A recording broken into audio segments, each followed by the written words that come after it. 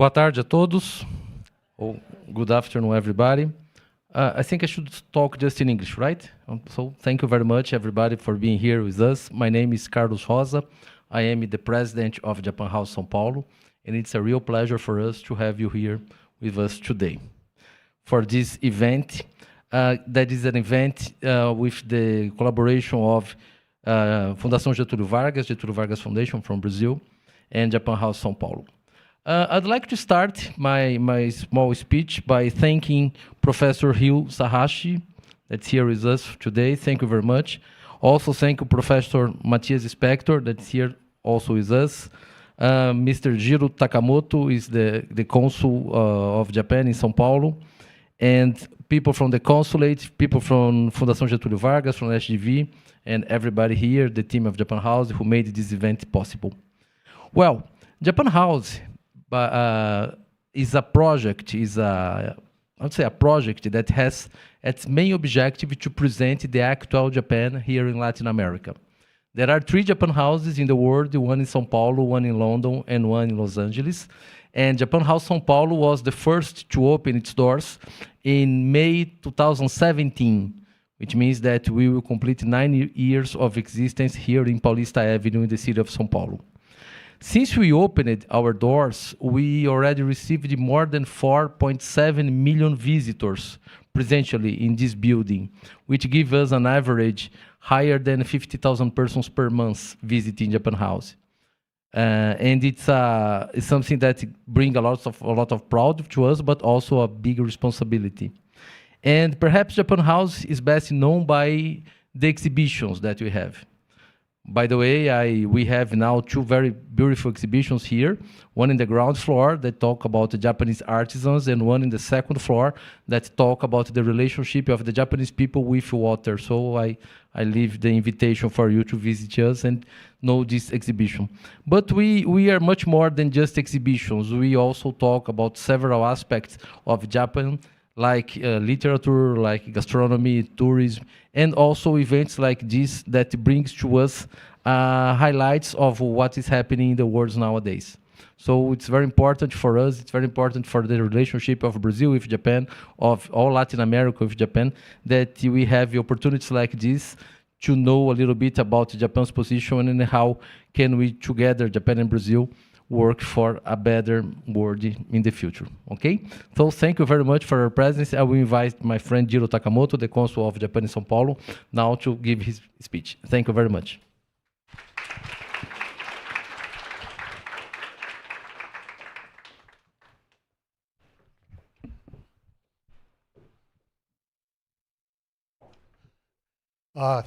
Thank you very much. My name is Jiro Takamoto. I'm from the Consulate General of Japan. First of all, I would like to thank Japan House and Mr. Carlos for hosting this event. I also like to thank Matias and FJV for making this event happen.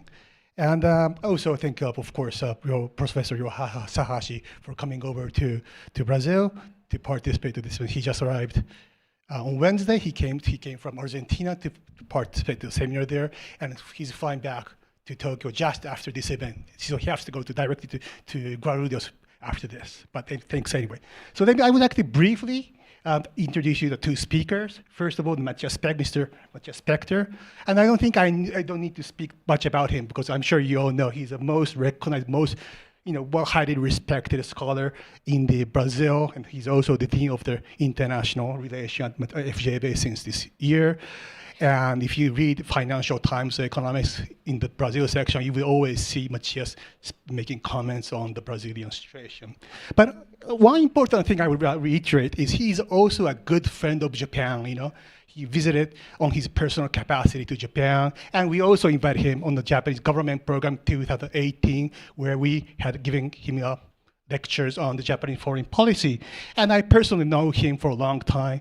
But when I talk my friendship with Matias, we don't say for how many years we know each other for, because that shows us how old we are. So I won't tell you that, but I have known him for a long time. And also now to Mr. Professor Ryo Sahashi, he's a professor also at the prestigious University of Tóquio, and his major is actually East Asia and Japan-US relation.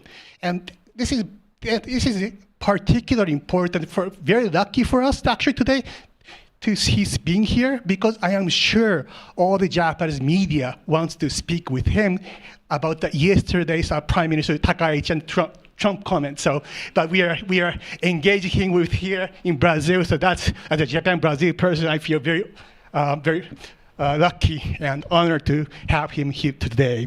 And also I have to say, Professor Sahashi also is a good friend of Brazil. When I work at the Brazil desk in Tokyo, he always kindly met the Brazilian people who visited Japan. And one of them was Matias. So Matias and I, Professor Sahashi, had a lunch in Tokyo in 2018, and since they both have a friendship then, so it's really good, and it makes sense that we two are here in São Paulo. And today's title is Japan's Strategy for Changing East Asia. But it's important when we think about Japan-Brazil relation, we also think about Japan-US relation and how we handle with China, because when we want to make Japan-Brazil relation the top priority of the Japanese foreign policy, and to do so, we always have to think how that's going to affect Japan-US relation, how that's going to affect our relation with China. So in that sense, I would like you all to listen and make comments today. So I will stop here, but once again, thank you for very much. I know it's very hard to get people on the Friday evening, but I'm so happy to see all you crowd. So thank you very much once again.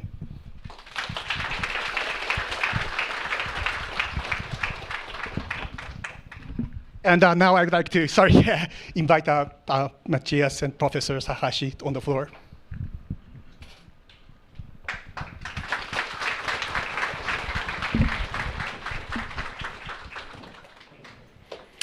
Thank you so much. And let me begin by thanking the consulate for inviting me to take the podium today and to mediate the conversation with Professor Sahashi. It's an absolute treat to have him in Brazil now, partly because the timing couldn't be better with Prime Minister Takaichi visiting the White House yesterday, and I'm sure everybody wants to know about that.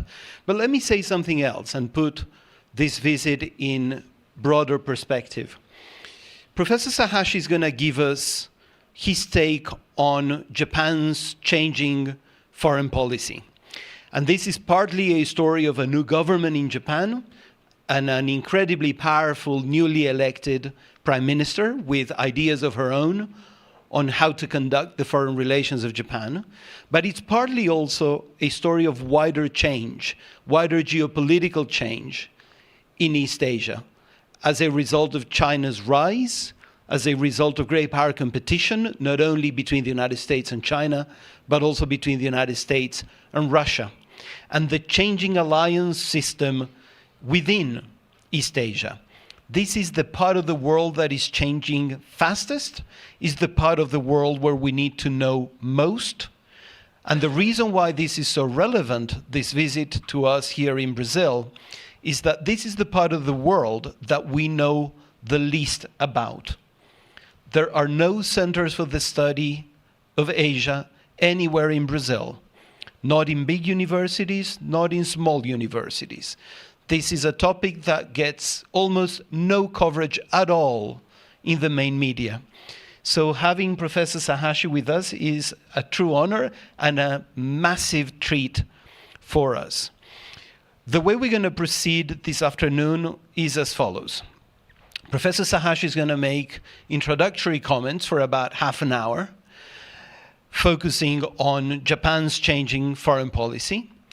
I will then take my advantage as mediator to ask him a couple of questions I have in my mind, and I will then open the floor to the audience, both the audience here and the audiences who are watching us from home. I will take a few questions. You should feel free to ask your question either in English or in Portuguese. If you do it in Portuguese, I will translate. My only ask to you is that you make sure that your question is a question, it ends with a question mark, and then it's only one sentence long, because that way we can give the floor to more people and ensure that Professor Sahashi can answer as many questions as possible before the consulate needs to rush him out to face the traffic of a Friday afternoon on the way to Guarulhos. So without further ado, Professor Sahashi, please help me welcome our guest.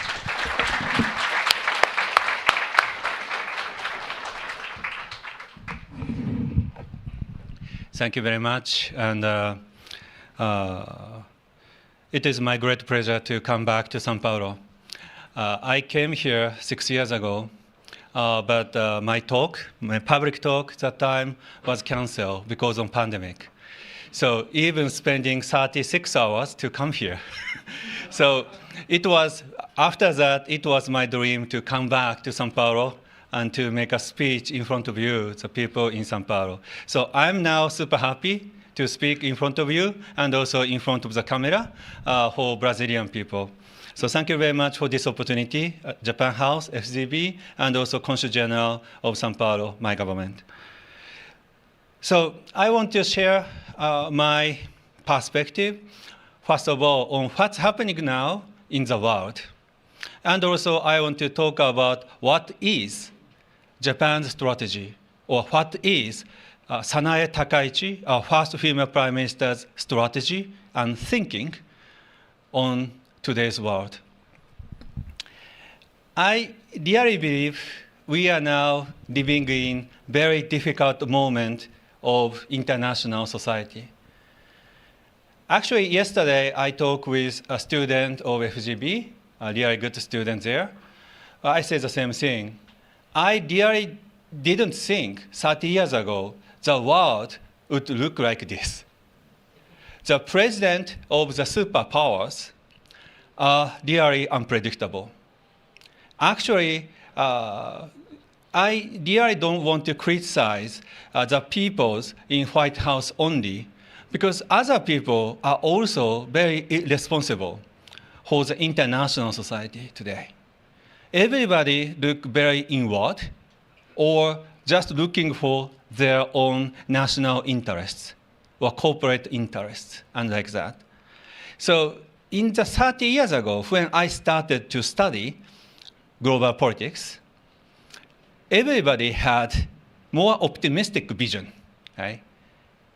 The globalization should be really good things and will take place. Maybe, and it will make our life happier and easier. Yes, I don't want to deny everything of globalization today. We still have globalization, so I'm here.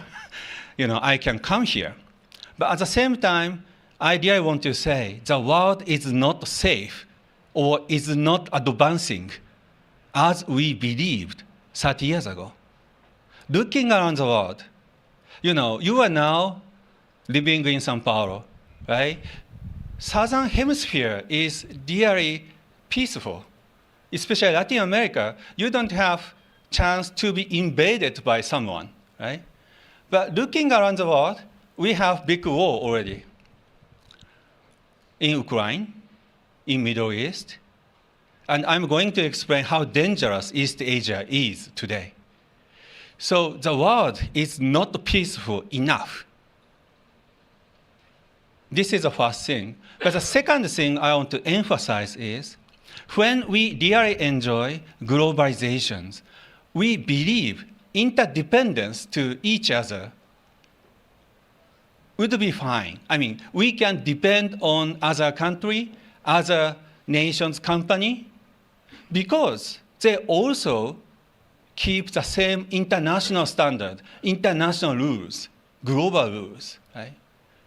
But today, this is not always the case. Free trade, human rights are now in danger. So I really believe, we are living in very different world. At least we have to change our mindsets from 30 years ago. I know some of you should be younger than 30 years, but still I want to say, we really have to look at the world from different way your teachers is talking to you. So what is the world? Oh, yes. So I think, today, I want to skip this one. So globalization era is in the transition to the new age, which I want to call geopolitics age or geoeconomics age. But the essence is like this. Every country has their own strategy. By that strategy, everybody wants to secure their own interests. So interest first. We sometimes say American first, right? But actually, now we're living in the world, everybody wants to keep priority on their own national interest. In the past, in the age of globalization, yes, we also take care of our own national interests, companies' interests, but also we had some illusion, maybe, that maybe some country, other company work together toward better world, toward freer trade, toward to protect this globe against the climate crisis. But I think I want to emphasize, now we start to live in the world, everybody think about their own national companies' interest in the first place. So I want to paraphrase it into, this is the age of geopolitics, age of geoeconomy. So, I might sound like very pessimistic about what's happening now in today's world. Yes, I try to be pessimistic because that is a way we have to survive. We can survive in this very changing world. If not, we cannot prepare ourselves, right? But of course, now every day in Tokyo, I speak like this way. I'm very pessimistic, And everybody, yes, came to my lecture, but don't appreciate so much because everybody wants to hear some more, optimism and like that. But I intentionally tend to be pessimistic. But this is the age we are living now, right? But at the same time, now in the later, I want to emphasize this change of the world will give us another opportunity. First of all, we can change the world, right? In the past, yes, it was good. It might be good age of globalization, but at the same time, always same country take lead, right? I don't want to say some country.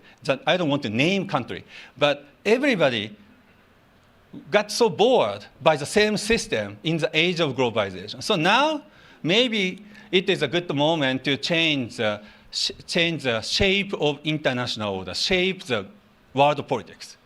It will be a great opportunity. Second, I will introduce the concept of economic security, which, including my government, many countries try to have economic security. That means they want to have more, how can I say, secured procurement of rare earths, critical minerals. That might give you very big opportunity, Brazil, right? Because we have used to depend on one country, on many mineral resources, China.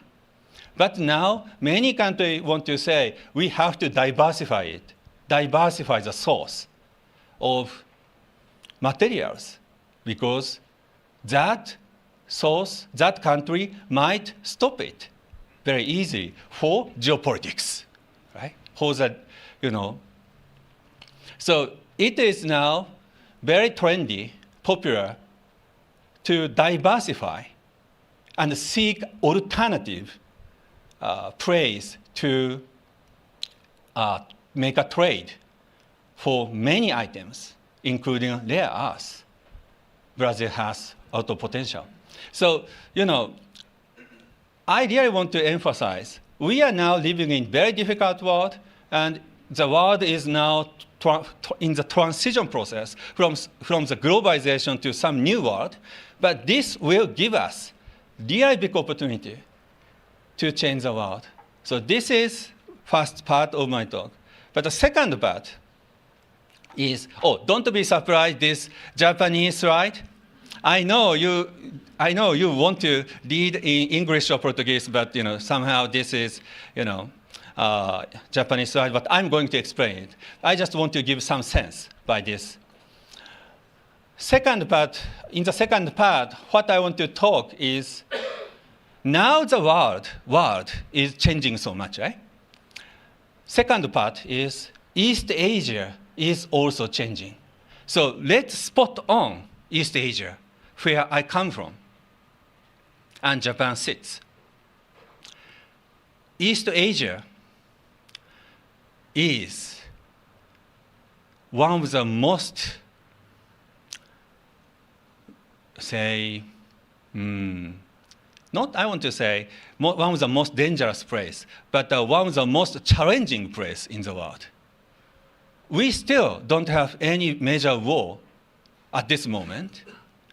We are not like Middle East. We are not like Ukraine, right? But East Asia, even though, as you know really well, East Asia economy is going well, and more younger people, start to join the economy and politics, and so we have really energetic market, energetic country in East Asia. But at the same time, East Asia start to lost balance, lost balance of power. What I mean is, one country in the mainland China, which People's Republic of China, is growing so much. Don't take me wrong. You may want to say, oh, he really dislikes China. No. I study Chinese, and I have many friends in China. I travel many parts of China. I really love, Chinese people. But the point is, it might sound like, very academic, but if one country grows so speedy, that area will simply lost the balance of power. Because one country is getting really big, other people's size of other power is not like that big. So other country, other power simply threatened by such growing power. This is the reality of East Asia now. The size of China is really overwhelming other countries. So coming to this slide, this is, again, I'm going to explain you, don't be surprised. But this is just a contrast of last 10 years in military power between China and Japan. As you know, Japan is still second largest country in East Asia, and third or fourth in world economy. But very interesting. In the 2015, Japan and China, actually Japan was already behind Chinese military power. And good example is the military fighter, aircraft fighter. China has over 700 in fourth and fifth generation, and Japan had only less than 300. Now, 10 years later, China has 1,700, more than double. And how about Japan? 330. Yes, we increased 10%. And China, more than double, 250% or something, right? So this is the reality. Economy also, of course, Chinese economy. At this moment, Chinese economy is not going well so much like the past, but still, their economy expands. But also, military spending expands so drastically. Japan recently tried to increase military budget, but actually our size of military budget is far, far, far smaller than China. Even though Japanese government has doubled its military spending last 5 years, we are still, I think, about 20 to 25% of Chinese military spending. So this is the reality. No country cannot catch up with Chinese growth, not only in economic scale, but also in military scale, and naturally also in political power. Looking around Asia, now many countries in Asia start to lost their confidence on United States. Japan is not the case. I'm going to explain that. But Indonesia, Malaysia, such very big country in Southeast Asia are looking more for Beijing. I don't want to criticize them. Right? They have a lot of reason to be nice to Beijing because of economic diplomacy, trade. Yes, they have to do that. But I simply want to say the power game in East Asia is very different from other regions. We have big elephant in the room. You want to say, oh, Japan can be another dragon. No, I think Japan only can behave like a bird, right? We can make a big bird, but still bird cannot beat against elephant, right? So I really don't think any country in East Asia can make or maintain or regain the balance of power against China. This is the reality of East Asia today. And to make things worse, we don't know what China really wants to do. You want to say, oh, no, China is most peaceful. But actually, they start to, again, Japan side, what I'm going to explain you. China already have aircraft carrier with a lot of fighters. They start to operate it even beyond the Taiwan Strait. So we have Guam and other American base here. But they start to make naval operations far beyond from Taiwan Strait. This is also very critical for many countries because many ships travel here. It's a sea lines of communication. Right? If you want to make a trade with Asia, from Brazil, your ship coming from this area and then finally have to enter this zone. United States was the really dominating force in the past, but now China start to make good rivalry against that. So still you want to say, oh, no, we don't need to worry so much. Maybe that you're talking about wartime. But now we enjoy peacetime. So we have nothing to worry before war happens. You want to say that? No. Even without war, our neighbor sometimes use trade as weapon. Like Japan, we producing many items. I really believe you enjoyed a lot of, final products or, some goods from Japan. But we really need many minerals, materials from other countries, especially from China, because China dominates many things like rare earth, cobalt, and others. But they sometimes suddenly try to stop the trade to Japan. We already had a case of rare earth, gallium, germanium, rare earth again, Actually, not only against Japan, many countries already suffer from such a behavior, which we call economic coercions, right? They want to coerce other country. Why? Different political objectives they have. Sometimes, like China want to say, oh, no, you have to change your policy to Taiwan. Now China say to Japan, oh, Japan, you shouldn't talk about Taiwan, and also you shouldn't increase military budget. This is my business, but they want to use trade for that purpose. So this is a new situation. In the time of globalization, no country expect this, right? Sometimes actually United States did like that. Anyway, forget about it. But China start to make economic coercion more and more, right? I don't want to say China is the only country. As I said, United States is also the country who use trade, financial power, US dollar, as a weapon. China learned from it. Right? But from the country like Japan, maybe as well as Brazil, we really have to hedge against that. Right? We have to keep our own industry. We have responsibility to maintain our economy. So recently in Tokyo, we always talk about what is the most important things as nation's power, country's power.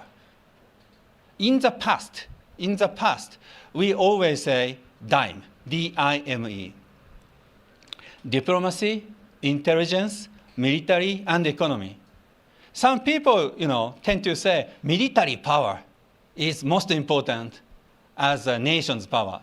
Yes and no, because military power cannot be so useful in the peacetime, right? Of course, with military power, we can deter some country, but military power is not the perfect always. Of course, we have to pay more attention to economy. Diplomacy and intelligence are also very important. Especially like this today, this is a world of lot of unpredictability. We really need to know what would take place next, right?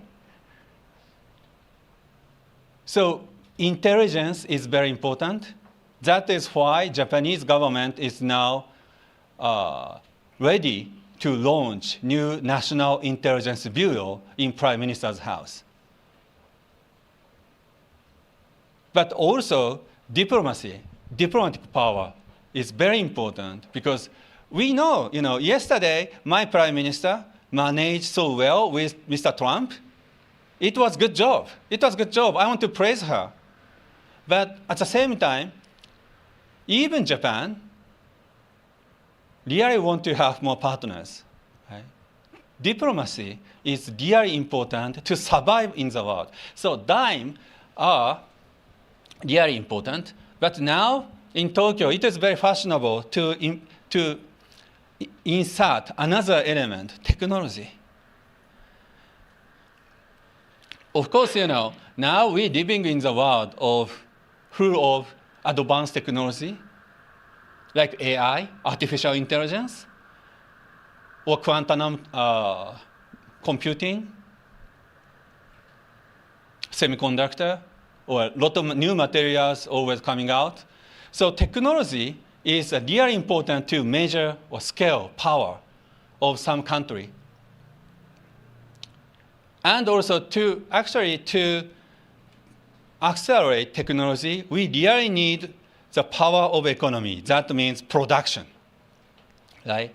So not only, research capability or, a developmental capability, but also we need the power of production. So E and T start to be really important in our idea. So this is a big way of thinking we have now in Tokyo. So we start to be so serious about how to survive in this world. On the one hand, yes, we have to manage a relationship with Mr. Trump. Because, as I said, in East Asia, without United States, we cannot keep balance. We need them. We need American people. We need America's nuclear umbrella, unfortunately, to defend our country. China will have 1,000 nuclear warheads in a very short time. North Korea also start to increase its missile and nuclear warheads. We know already North Korea at least have more than several dozen of nuclear warheads, right?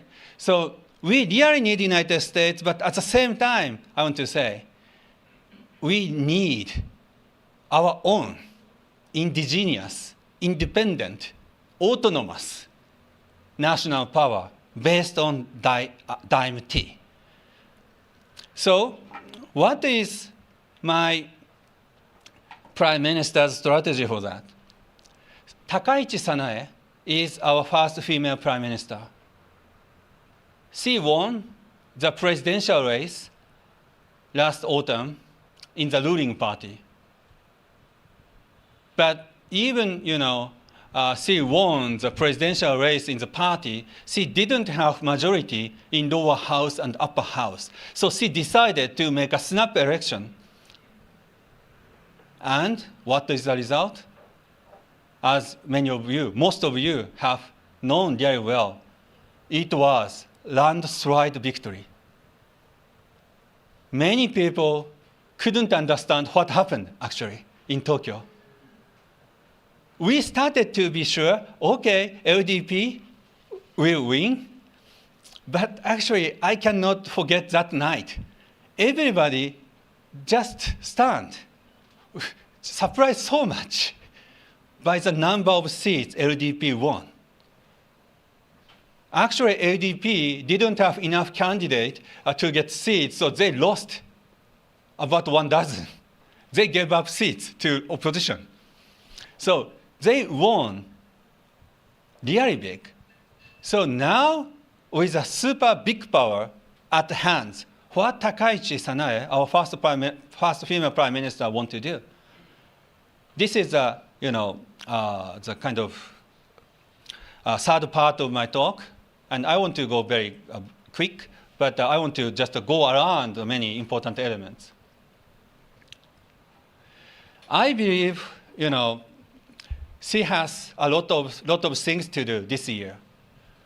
This year of 2026, is the year of national security for Japan. Why? We are going to publish new strategic documents, our own national security strategy, national defense strategy, and others. We also have other important laws, Economic Security Promotion Act and others. These laws also will be updated. This is the year of national security for Japan. And what she really wants to do, and she has to do, again, we really have to create more autonomous capability to survive in this world in diplomatic way, in military way, and also in economic way. This is written very clearly in LDP's and coalition members' platform. They really want to be more autonomous as a nation. But at the same time, it is very important for Japan to keep United States in the region and also in international society. We can be more cynical, right? Or we can be more emotional or more normative, saying that you shouldn't behave like that way in front of Mr. Trump because Mr. Trump is not a good guy. This is what you may want to say, right? I don't want to deny that perspective. Yes, Mr. Trump and his administration is doing a lot of bad things. It is very clear. International law has been broken again and again. Many people died by the US missile Israel attack, right? We shouldn't forget about such moralistic perspective, as well as and with my government, right? Don't take us wrong. My government didn't justify US and Israel action against Iran. No, they never say. They never give consent to United States, even in the summit meeting yesterday. So we have that moral perspective. But at the same time, we have to manage the relationship with Mr. Trump. This is something beyond our moral standard, right? But something we have to do. Why? Again, looking back to the first or second part of my talk, East Asia is in flux. East Asia is now in chaos. East Asia needs balance of power. For that sake, we need United States. You want to say, you can do it by yourself. Okay, maybe we can not only double again, but maybe triple. 5% GDP for military budget. Is this what you want to do? I don't think so. Now Japan is spending about less than 2% of GDP for defense budget. I think it is already enough. Maybe we can increase a little bit more, but I really don't want to see, personally, 5% of GDP for defense budget. We need United States. Actually, to be fair to say, United States also didn't spend 5% of GDP at this moment for defense, right? We have no reason to go 5%. So we have to work together. It is synergy between two countries, right? So my point here is, you may want to say, like now today's newspaper or today's blog something, you just found out yesterday's summit meeting between Takaichi and Trump went well, and your impression is, oh no, Japan should be more strong against Trump. But what I want to say is, we need, not Trump, but we need United States for the sake of security. And even, investment plan, which Takaichi, Prime Minister, decided to and promised to Trump, it would give us some opportunity to join, to spend money in American market. So not always bad things. Sometimes good things happen by that. But the difficult aspect of our diplomacy is China. Somehow, Japan-China relationship is not going well last few months. I want to say, really bad, crazily bad. And even before that, our relationship is not so good, but still we enjoy many tourists from China and also many economic activity with China. But now, even in economic and social exchange, we start to see a lot of difficulty with China. Because in China, political tensions dominate the atmosphere for any other sectors, right? So now political atmosphere between Tokyo and China, Tokyo and Beijing, will keep its coolness another 6 months, another year. I really don't think, we can fix it very shortly. Why? China has a lot of reasons, but I just want to emphasize just one point. And those 2 points. First of all, they start to criticize Japan is increasing defense budget. But I want to say, you increase defense budget. We have to respond to it. But the more important thing is, China may freezing the relationship with Japan for the sake of presenting that to world audience. In Chinese proverb, they say, kill chicken to threaten monkey. That means, they kill chicken or hen not to eat chicken, right? Chicken meat, but to show that behavior to threaten monkey looking at this, right? So now many European countries simply threatened by Japan-China relations. They start to be really sensitive for many things. But, we really need to be clear-eyed on what's happening now between two countries. But I start to believe, maybe next year, Beijing and Japan might be able to the normal track. Because now Japan-US relationship is going well. And Chinese economy finally need more, say, cooperation with Japan, United States, and others. And from next year, I really think US-China relationship is not going well like today. So maybe from next year, Japan-China might enjoy some ice-breaking moment, but not this year. China has a lot of political reasons. I want to say this is giving you really good lesson, right? China, diplomacy, economy, everything need to satisfy political or Communist Party's political objectives. So economic coercion, political coercion always come, very easy. So this is a big lesson of what I want to say to Brazilian audience. And South Korea. Our relationship with South Korea and President Lee Jae-myung, super good. Actually, I studied in South Korea, Seoul National University, and I speak some Korean, and I'm a big fan of Korean culture, like you, some of you. But this is not my reason to say like this.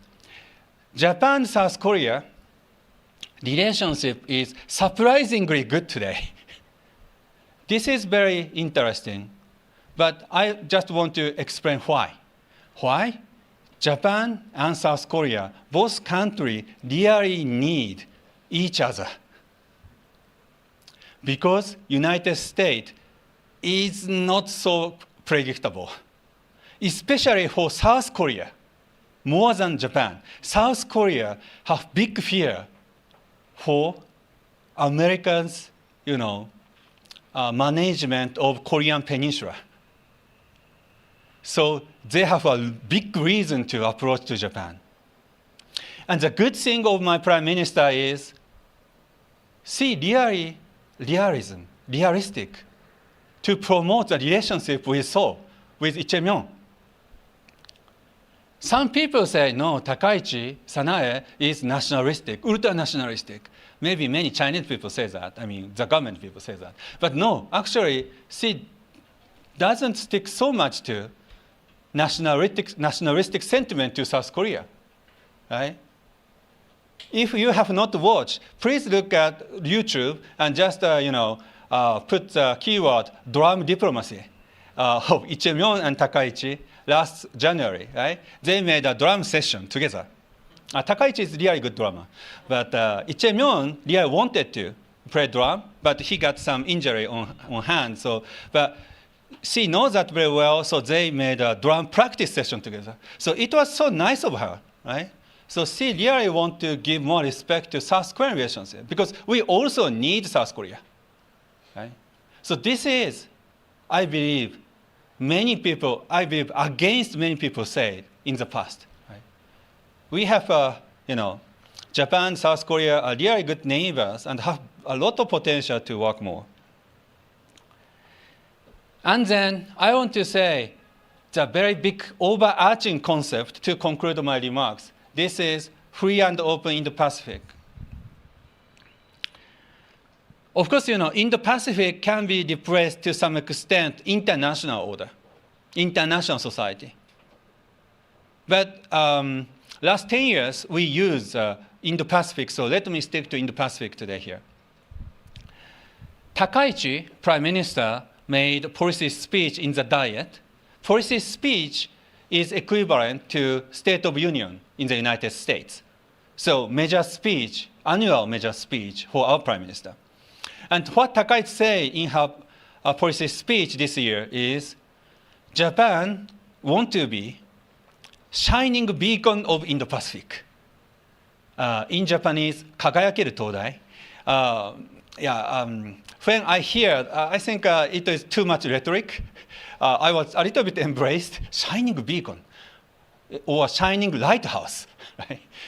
But what she really want to say is, Japan really want to emphasize rule, norm, international cooperation, global governance in the world. Now, this is what I said in the very beginning of today's speech. Now, looking around the world, many people start to forget international law, international norms, human rights, responsibility to protect, or SDGs and others, right?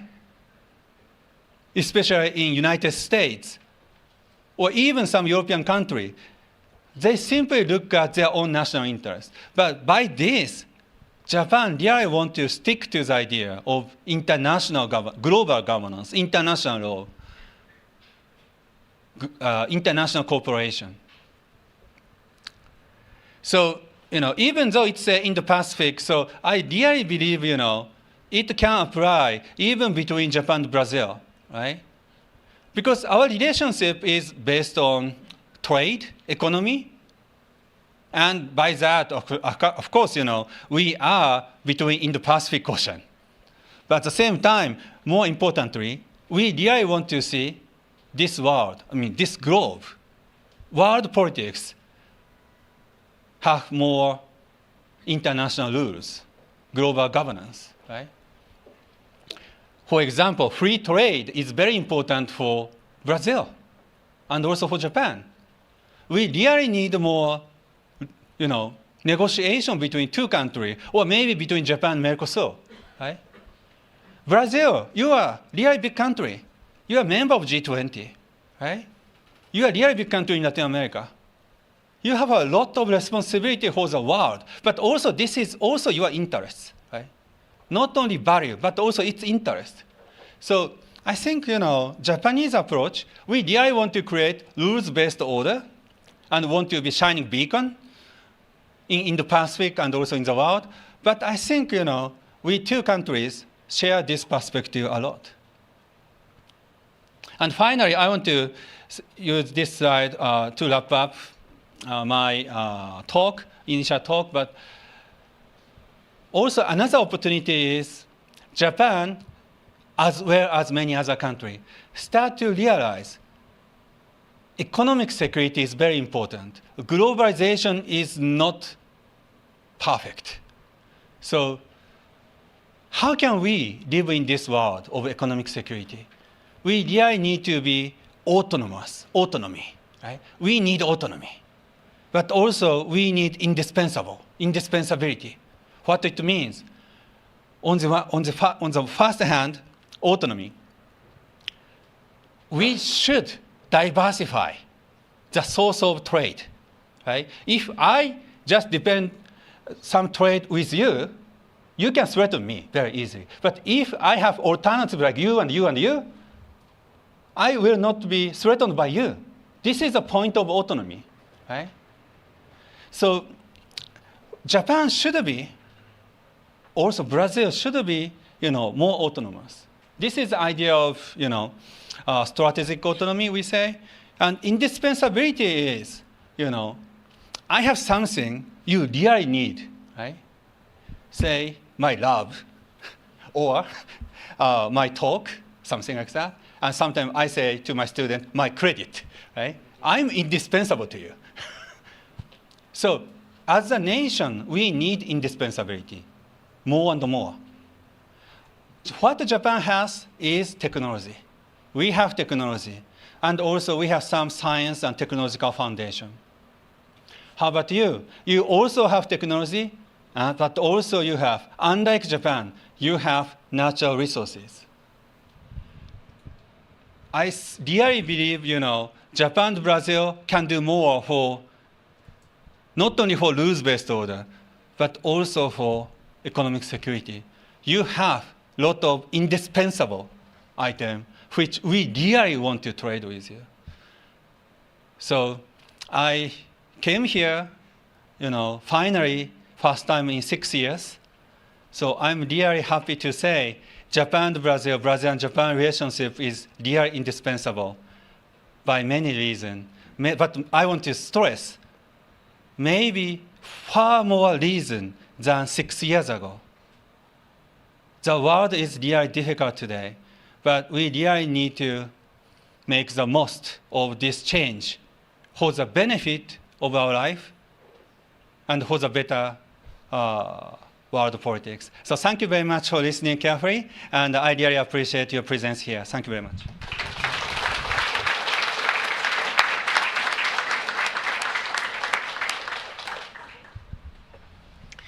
Great, thank you so much. Let's start a little conversation.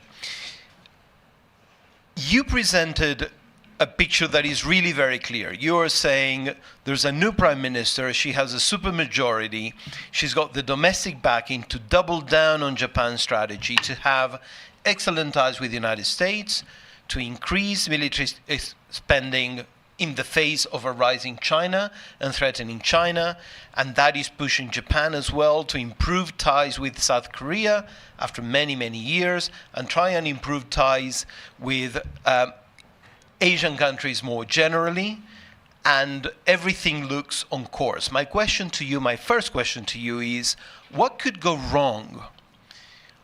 On the basis of your presentation, it seems to me that the one thing that is the underbelly of this strategy is the fiscal situation of Japan's economy.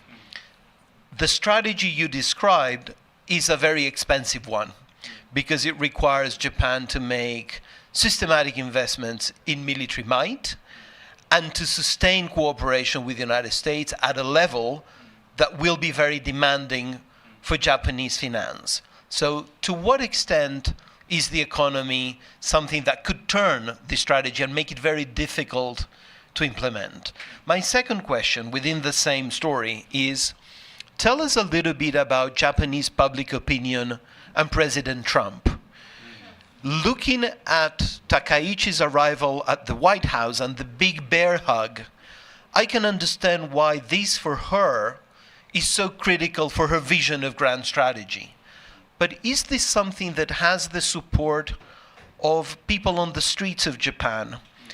And what could happen that would make people begin to suspect that Takaichi is a bit too comfortable with President Trump? Thank you, Matias, for excellent two initial questions. And first of all, the first question is about, the sustainability of Japan's strategy from fiscal perspective, right? And I really believe what we really can do is not big, right? At this moment, last 5 years, Japan has increased defense budget from less than 1% of GDP to almost 2% of GDP. I really believe it is almost the edge from the, my own calculation. Maybe, as I said in the lecture, maybe we can go a little bit more, but we cannot increase our defense budget to like 5% or 10%, right? So what I want to stress here is because of fiscal restraints, Japan needs, first of all, the power of United States. And we really make the synergistic power, synergy of military power in East Asia. And even, with other American allies, South Korea, Australia, Philippines, Japan start to have really robust cooperation, security cooperation. And everything, for the purpose of cost effective, right? Of course, at the same time, we have to be very careful, how much US is credible, right? But as far as we can keep our belief in American credibility, we have to stick to strategy of alliance and save money. So this is still the case of Japan, right? So this is, maybe you want to say, oh, this is Japan's strategy last 70 or 80 years, so you never change. Maybe you can say that, but now we increase our effort like double. But still, I believe United States is indispensable for us. And also, it is waste of sunk cost if we give up the alliance, right? But the second question is really relevant to the United States and our alliance. So now, many Japanese people, I don't want to say majority, but many Japanese people start to wonder and worry about American commitment to world politics. Because United States is the country who crushed the international order, right? Rules-based international order. Everybody knows that very well. But the funny thing is, in the first Trump administration, back to 2017 to 2020, was, I have to say, 2021 January 20th, Mr. Trump and Trump's first administration was regarded not so bad for Japan. Most of Japanese people. Why? They are so, say, sensible and hawkish enough against China. Many people realize, United States finally realize our East Asia problem, an international order problem. China started to dominate many parts, and we really need to team up. So many people are really happy under the first Trump administration. So even though Mr. Trump was sometimes very tricky, unpredictable, sometimes immoral, but still, they rationalize, they accept United States and Trump first administration as such. How about today? Trump administration and the White House is so nice to China. And also they his administration himself just initiated the war in Middle East. And also, captured President of Venezuela. So many people start to, reflect or rethink their perception to Trump. So now in Tokyo, many people, but still, again, I don't want to say this is majority, but many people don't hide their attitude to Plan B. Plan B means beyond alliance with the United States. Not only from left-leaning people, but also right-leaning people. Everybody started to say, we need Plan B, B. And actually, maybe you sense already, I'm a strong believer of Plan A. Because Plan A is only practical and also cost-effective. But my position in Tokyo is now attacked by both sides, from this side and this side, right? This is my problem today. Also, what's talking now? So anyway, but my point is, just joking. My point is, now, with loss of credibility, sense of credibility on the United States, more Japanese people talk about Plan B, at least beyond traditional idea of alliance with the United States. So, but this is why we also need to find out the advantage of alliance with the United States. Let me pose this question then.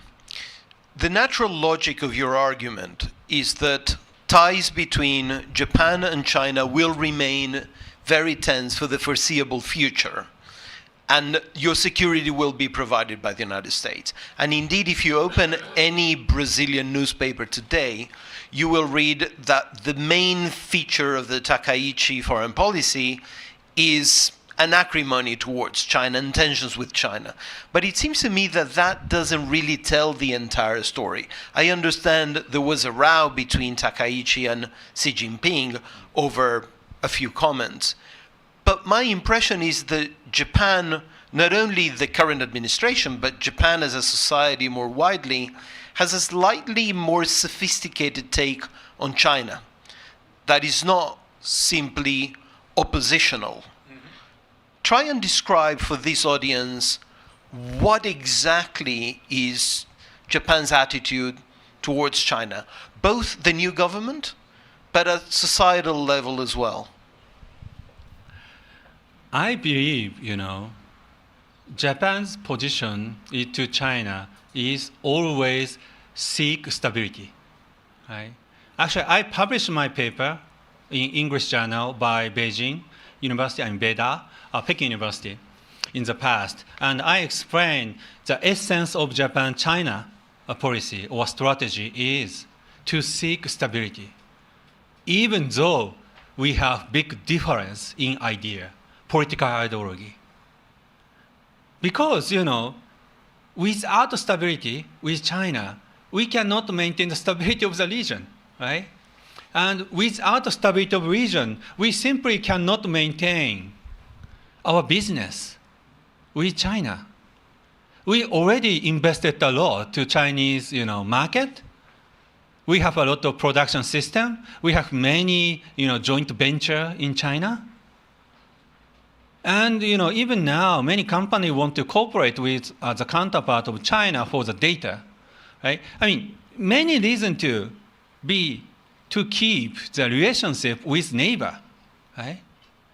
So this is what politics also know very well. Business people also know very well. People on the street know this very well. Chinese are neighbor, right? But the difficulty is that the Xi Jinping regime and his diplomacy is too much political, sometimes, right? And many things are explained well by domestic reason, right? Domestic context, right? So why Chinese and Chinese government is now so tough against Japan? Maybe they, on the one hand, they have some worries about our Taiwan policy and military policy, but at the same time, we also have to understand the domestic politics of China on Japan's policy. Right? So I think, it is beyond our hands, right? It is beyond our control, right? But so I explained some slide for you about Japan-China relations, but what I need to stress is everybody, even in politics, want to see the stability of the relationship with China. My prime minister, even my prime minister say repeatedly, door is open for communication. This is not just political rhetoric, but we need communication, right? But the reality is always a little bit different. China is not our country, right? I mean, their political system, in their political system of authoritarianism, they have very strong domestic context. So. Wonderful. Let me pick 2 or 3 questions, if we have 2 or 3 questions from the audience. Oh my God. So I'm going to pick 5 questions, and then we see how we fare for time. I will ask you to be brief in your questions, please. Por favor. Primeiramente, eu gostaria de falar que eu estou muito honrado de estar aqui na presença de todos. E a minha pergunta é o seguinte: o Japão, por estar localizado no Leste Asiático, está muito mais próximo da Rússia do que outros países estão, como, por exemplo, o Brasil, o Uruguai e tudo mais. E, ultimamente, eu tenho visto que o Catar, no Oriente Médio, tem desempenhado um papel essencial diplomático no que concerne o conflito Israel e Palestina, ou seja, eles têm sido um mediador. E eu gostaria de saber se, na opinião do professor, o Japão poderia, no futuro, desempenhar um papel de intermediação entre a Rússia e o Ocidente. Claro que isso envolveria uma certa aproximação com a Rússia, retirada de sanções de países, não só a Rússia, mas Belarus, Irã e talvez até mesmo a Coreia do Norte. Preciso passar a palavra para os outros, senão ficamos sem tempo. But I got your point very well. Thank you very much. Ele pegou o teu ponto, vai responder. Segunda pergunta, por favor. Denise ali, por favor.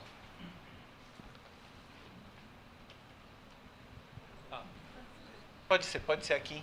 E o outro microfone ali, por favor. Eu preciso me apresentar. Yeah. Hi, thank you very much for your presence today, Sahashi-san. I'm a student of international relations, and I'm actually a master's student today. And the title of my research is about Japan's nuclear policy. And I don't know if this is a very dangerous territory that I'm stepping on, but I would like to know the perspectives of the professor about maybe the nuclear policy of developing nuclear weapons. I don't know if this is actually an issue that they're talking inside of Japan. And I want to know this because as Japan is under the nuclear umbrella of the United States, and currently the Trump's behavior on NATO and maybe giving his back to the NATO military investments, I want to know how Japan feels about this insecurity about nuclear policies. Thank you very much.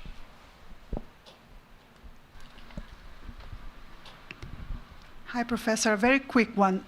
Do you think that Mrs. Takahashi will hold office for longer than her predecessors? Could we have another question, please? The gentleman here. Yes, please.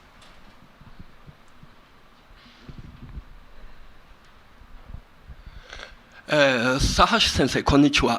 はじめまして、よろしくお願いします。失礼ですが、英語が話せないのよね。そのプロジェクトは東京大学ですか？そのプロジェクトは東京大学ですか？はい、そうです。あ、そうですか。ありがとうございました。Do we have a last question? Yes, please. For this round. Good afternoon. Thank you for the presentation. My question is, how the professor believes Japan's efforts to maintain multilateralism and international organizations in the sense of by strengthening regional cooperation and international cooperation, Japan maybe could depend less on the U.S. presence in the region?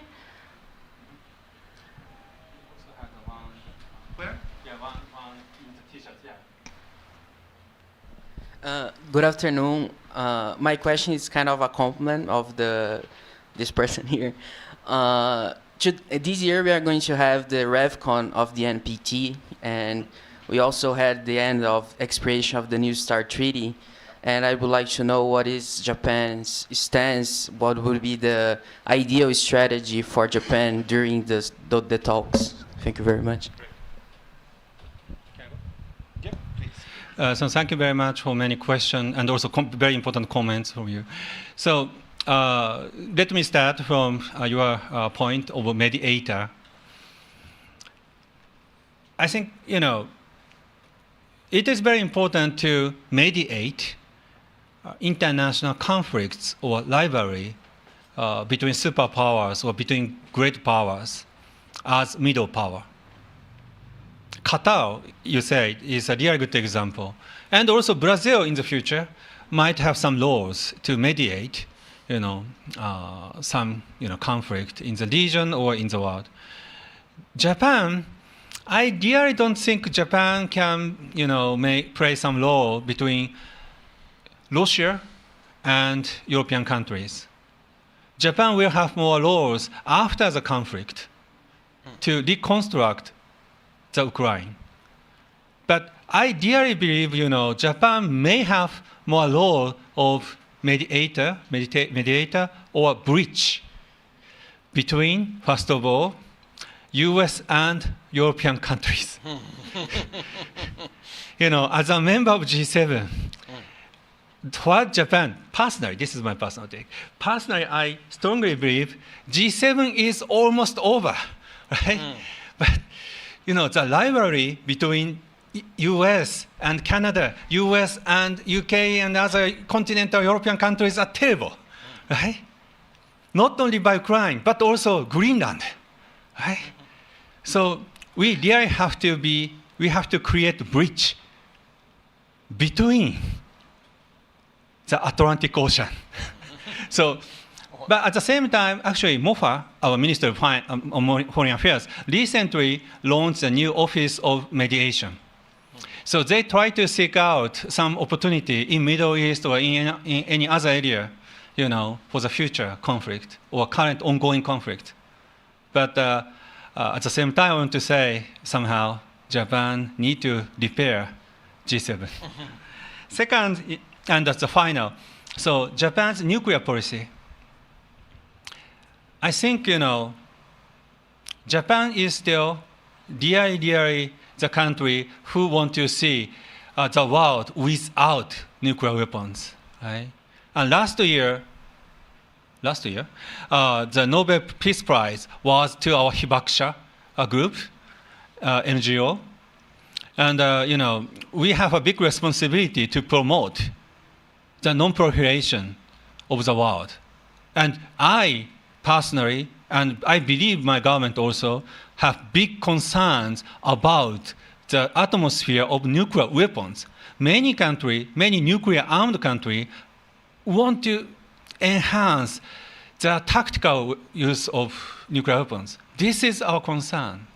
So our, basic stance never change. This is plan A.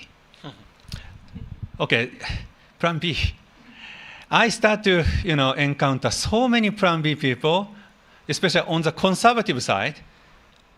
They want to say always, we need debate about the nuclear option. This is something new. In the past, they are silent in public sphere, but now in Tokyo, many people are really vocal, right? I really don't think, they can be a majority very soon, right? But, because of Trump effect, we start to see such a new phenomena, or plan B, or going nuclear option people, right? But again, I want to stress, again and again, the basic course Japan has is still toward the world without nuclear weapons. The thirdly, very quick but very important and difficult question from you, Madam, how long our Madam first female Prime Minister can sustain her administration? It is very difficult to answer because I come here with, sponsored by the Japanese government, right? Just joking, never mind. We really enjoy freedom of speech in Japan, totally. So, but it's just joke. But I believe she can sustain her administration at least another 2 years. Actually, in Japan, if you sustain your administration for 2 years, actually, you are over average in post-war Japan's political history. But I believe, she is still strong in domestic politics, right? She started to lose some popularity, but don't mind, her core supporters are still very strong. And, she has now lower house, so she has no reason to make snap election another 4 years, right? She has upper house election, and before that, she has presidential election in the party. But normally, in the presidential election of the party, if prime minister is there, other people simply refrain in running in most cases. So upper house election could be key, but it is still, 2.5 years to go, right? So Takaichi-san, so what really threatens Takaichi, prime minister, is economy. Market is like Trump, but the market is the only force, to prevent her longevity, of the administration. Yeah, the final final question is you about the multilateralism. But I think I already mentioned about the G7. So Japan's mission is, to survive G7. But at the same time, I think you might also want to say, how about United Nations and, other international bodies of cooperation?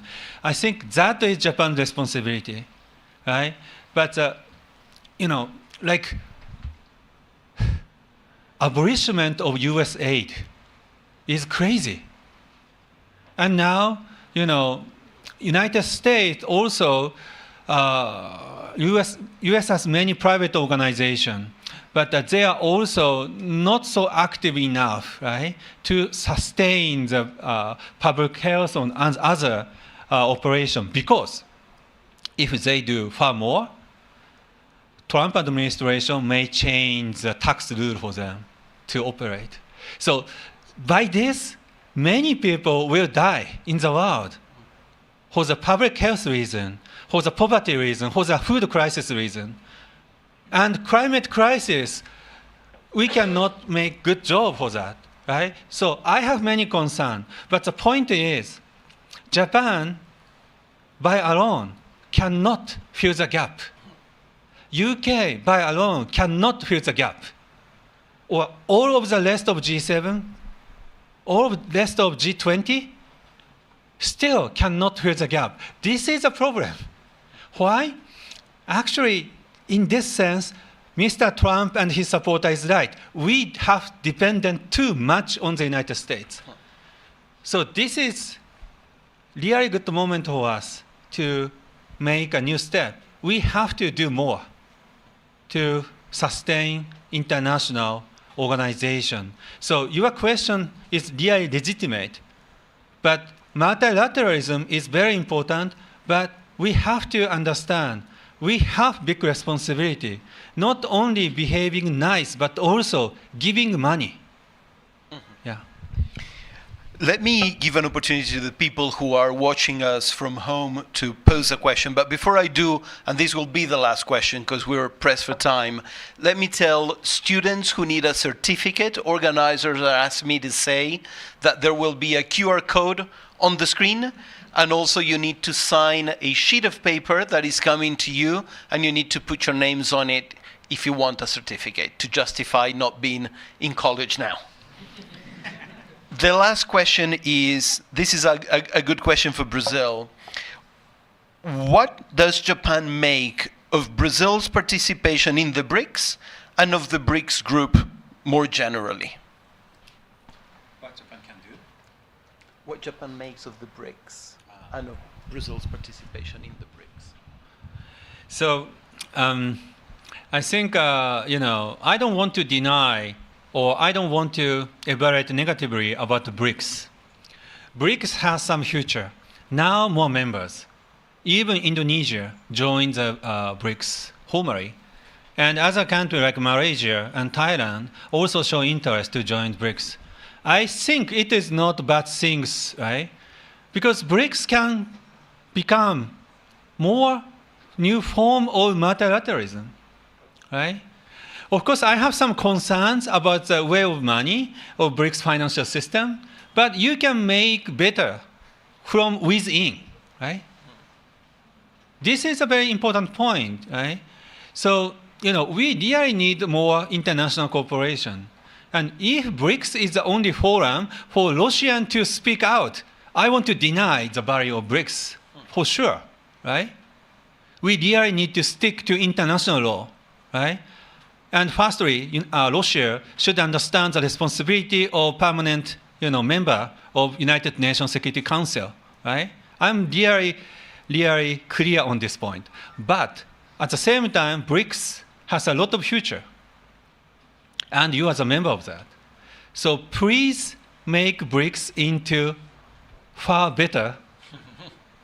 And I believe, as far as I know from my small knowledge, BRICS is still very flexible or elusive in each occasion of the chairmanship. So you can make it differently. And, maybe I don't think, there's any possibility Japan BRICS cooperation, but, but still, I really want to see a strong leadership of Brazil diplomacy. Not only in BRICS, but also in many spheres of world diplomacy, right? So you are really big country, so you have big responsibility. But I expect a lot for the future of Brazilian diplomacy. So. Wonderful. Please join me in thanking our wonderful scholar, Sahashi, and his visit to São Paulo.